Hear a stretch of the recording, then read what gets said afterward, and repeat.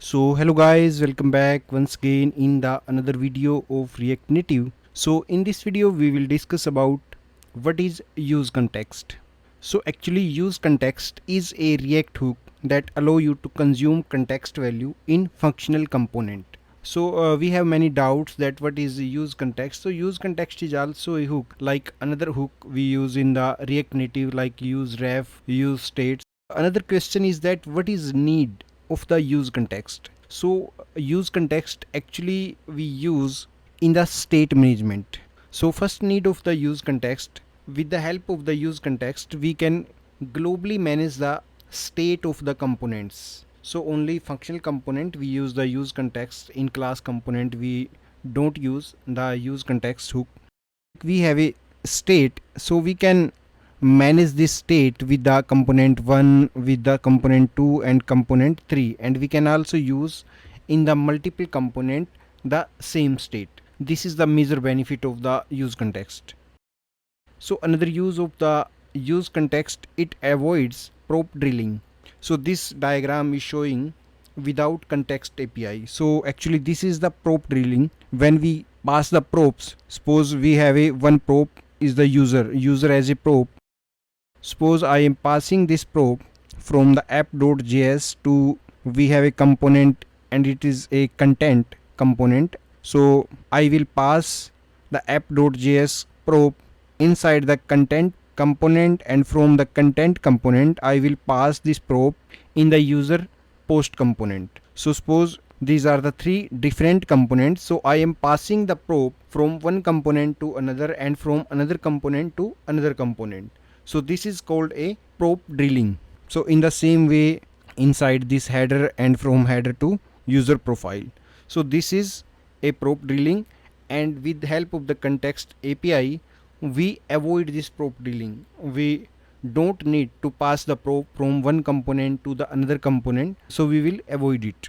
So suppose this is the diagram of the context API. We will also implement the context API with the practical demo. So but before practical I just want to show you that how it's work. So actually this is the context API diagram, and here suppose this is our component app.js, and here we are wrap this component with user context dot provider. So user context, actually the name of the context, we can give any name of your context. So here I am taking example of the user context. So and we just directly we will use this context value inside the user profile and inside the user post. So we avoiding here passing the prop from header and content. So this is the major benefit of the context API. So actually how use context work? So before using the use context, first we create the context, and second we will provide the context with the help of the providers, and last we will consume the context. So these the three steps we almost use in the use context. So let's start with the practical demo. Okay, so now we will check with practical demo, and I have created few components I was showing you in the flowchart. So here I am using the app.js, and suppose here I am using two buttons, login and logout. So when I will click on the login, so here user value will be set. So when I will click on the logout, so user value will be null. So in the screen it is looking like this. Suppose I am using here a login, so this is our footer login, and here I am showing message in the header and the content area. So when I am clicking on the login, so here message is showing in the header and the content, and when I am clicking on the logout, so message will be removing from the header and the content. So here I am just using a prop drilling. In this example I have already implemented prop drilling, and we also compare the prop drilling with the context.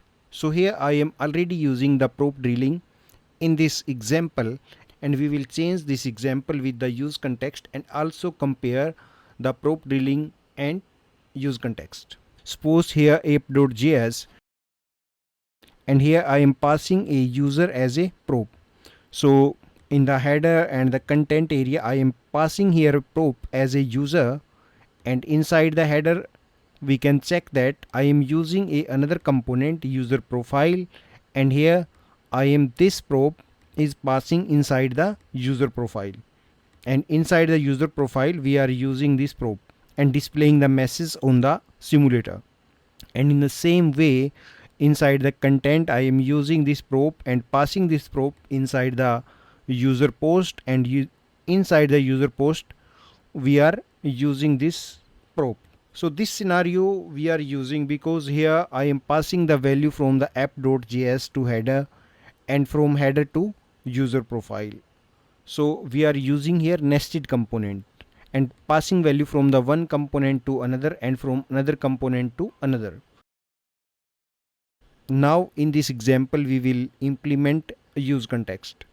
So first of all we need to create context. So suppose I am creating another component here, and I am taking here a name user context, and I am just not using anything here, just I am exporting the use context, and we just remove it, and here we just remove it also from here, and here we just write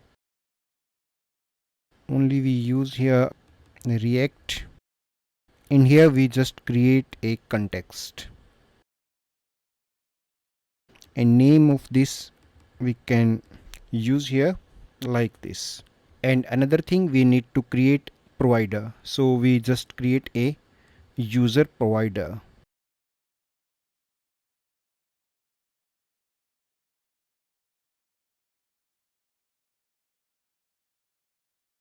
A user provider, and name of this provider we can change here like this. And inside the provider we just use user context, and here in the provider we always type here children, and here we just remove it, and user context we just use here like this. And here we just type here and select provider, and inside this we always use all the children, and inside the provider we always pass probe name as a value, so we can pass here any name we want to pass. So now we have created user provider and user context. So user context we can also create inside user provider, but I am using here a different component user context. Okay, so now we just use this provider inside the app.js. We just use this context here. First we create the context, and second step we just create user provider. So I am using here, this is the second step, and third step we just use this provider inside the app.js. So we just import here user provider. So here we just wrap all the view inside the user provider component.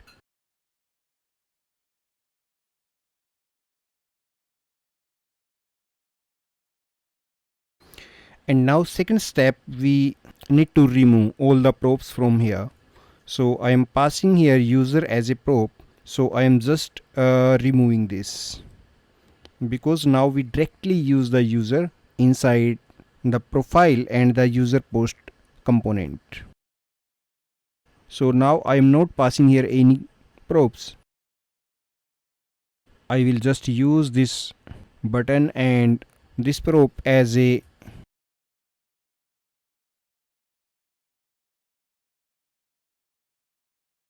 so here we will pass the user as a prop inside the user provider, we can directly pass from the user provider, but we can also pass inside the user provider also. So now we will use this user inside the user provider. So we can directly pass any value from the user provider, or we can pass the value from the another component to the user provider. So children actually the by default prop of the provider, and here another prop I am using here user. I am passing inside the app.js, so I will just use this prop and will pass inside the value. And now we go inside the header.js. Here we are using the prop user from the app.js. So I am just removing this user from here, and I am removing this user from here also. I am just calling the user profile here, so not passing any prop from here. So in the same way in the content.js, I am not passing any prop from here. I'm just removing the user from here, directly calling the user post. And now go inside the user profile, where we actually consume the value of the provider. So here we are using the prop user. I am removing this, and how I will consume this. So this is a very important point, how we consume the value of the provider. So here we need to import the useContext hook. So I am already imported here useContext.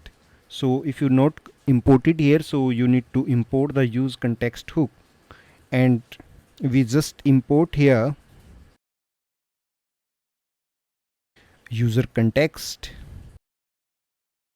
and here I just use const. We just need to check what is passing from the user provider. So we are passing here value as a user, so we just use this value here, and here we just use useContext, and inside the useContext we just pass user context. So we have already created the user context component, so we just import inside useContext. And in the same way we just use inside the user post. So just I am copy from here,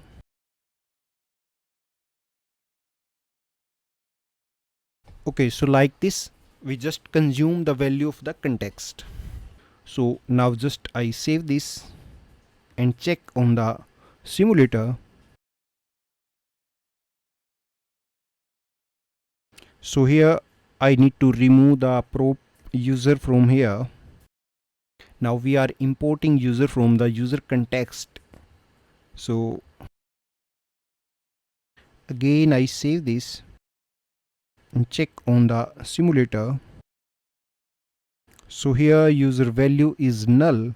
Suppose in the app.js we are passing here user name inside this, and here we need to use the user name.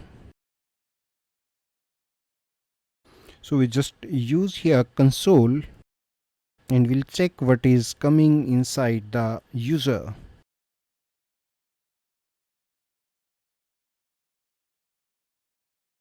And I'm just commenting this line here. Just save this. We just comment here the user because it is crashing the application. So first we need to check the user inside the provider. So here we just check that user is coming or not. So inside user provider we just check.